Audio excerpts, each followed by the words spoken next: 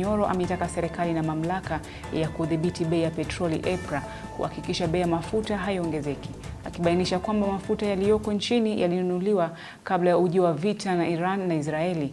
Aliongeza kuwa serikali sasa inapaswa kuondoa ushuru wa mafuta wa 7% na ambao ulipitishwa mwaka 2024, kwani Wakenya wataendelea kuumia sana.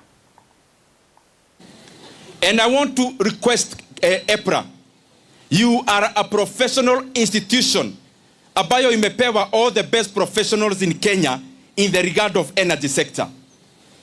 I want to demand and request you at the same time. Nyinyi wenyewe, you know very well that the formula Kenya uses to calculate the prices of oil every month in the country, what we call landing cost, accounts for around half of what Kenyans pay at the pump.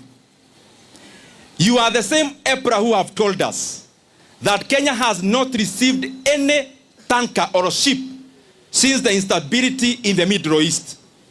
And therefore, all the oil in Kenya, all the reserves in Kenya were imported before there was instability in Iran. And therefore, all the oil in Kenya, the prices, the landing cost, was before there was a disruption in the Middle East.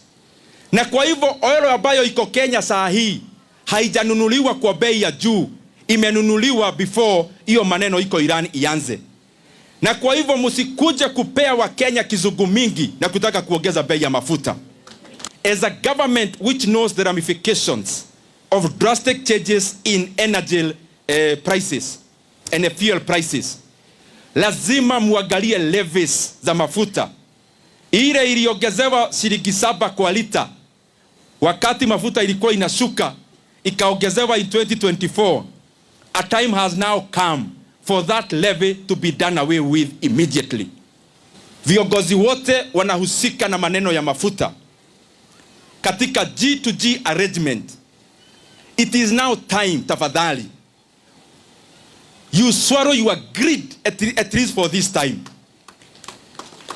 Muondoe ubinafsi katika mafuta, ile mwenendo ya G2G. Wewe umechaguliwa na wananchi.